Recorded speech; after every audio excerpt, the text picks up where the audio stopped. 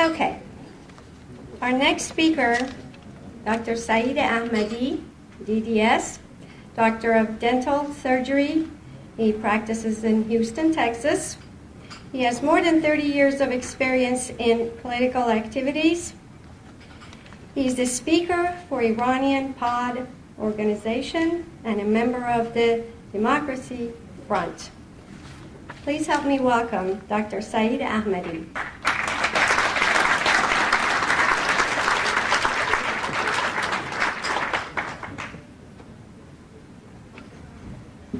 Thank you so much. Good evening, ladies and gentlemen. I'm so delighted to find myself in your company this evening. My thanks and gratitude goes to Dr. Al-Bandian, who gave me the opportunity to spend some quality time with you all this evening. The title of my speech is Iran and the Middle East Current Strategic Situation.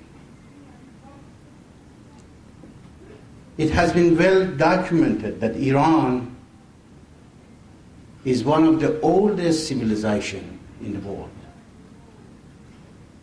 Together with its resources, population, size, cultural identity, and geographical location, has a very important role not only in the Middle East but in the whole world.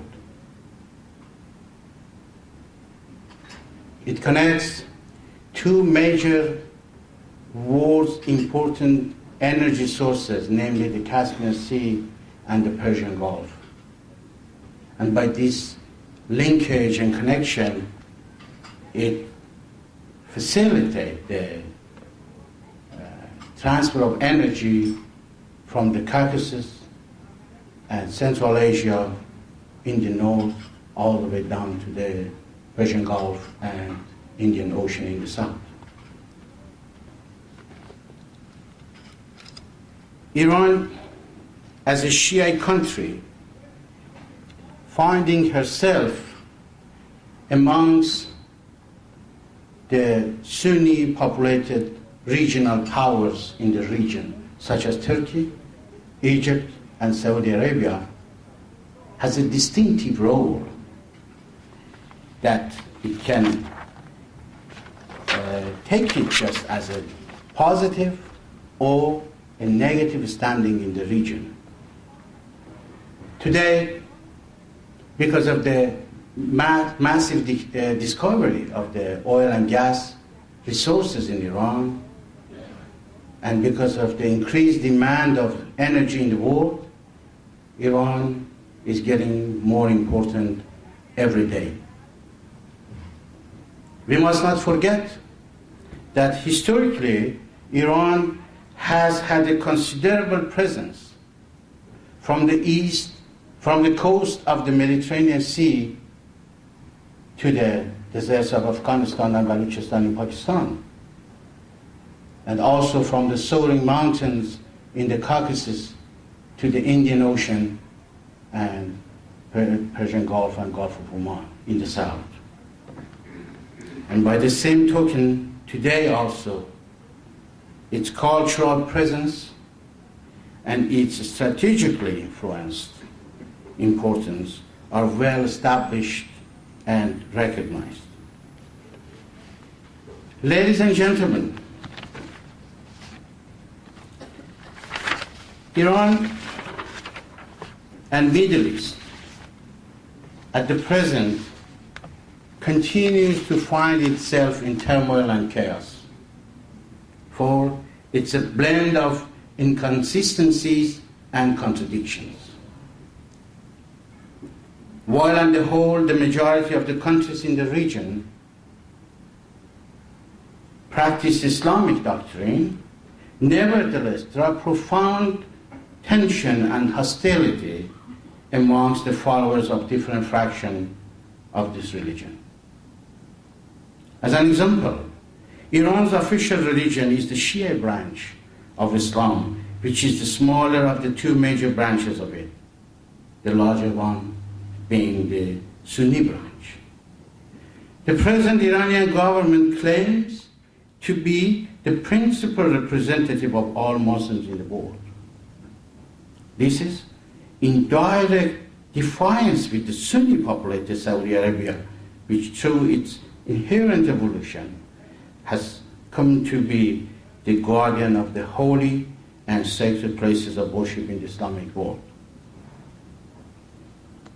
Another example would be to consider the minority Alawi regime in Syria ruling over its majority Sunni population, or the minority Sunni government in Bahrain ruling over its majority Shia citizens.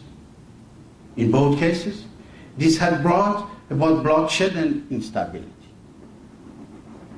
The tribal disputes are another area for unrest and turbulence in the Middle East. Yemen, Jordan, Lebanon are fitting examples of this paradigm. It should be noted here that it was after the collapse of the Ottoman Empire, after the First World War, the Great Britain and France occupied and subsequently divided up the region into many countries.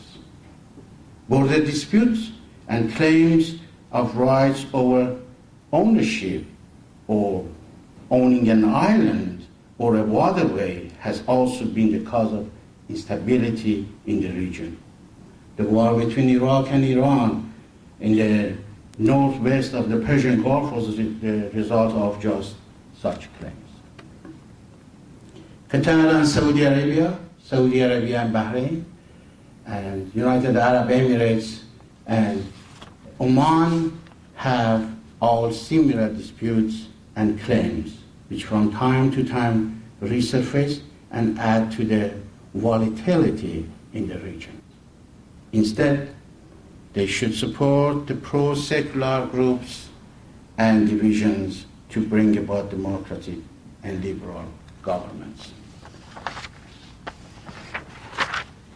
Ladies and gentlemen, I believe that Iran, with its unique geographical, strategic situation in the Middle East, is the main key for the whole Middle East and the whole world problems.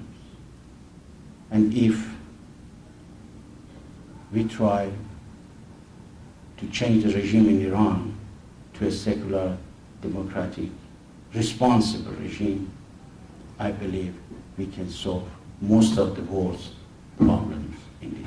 Thank you so much for listening.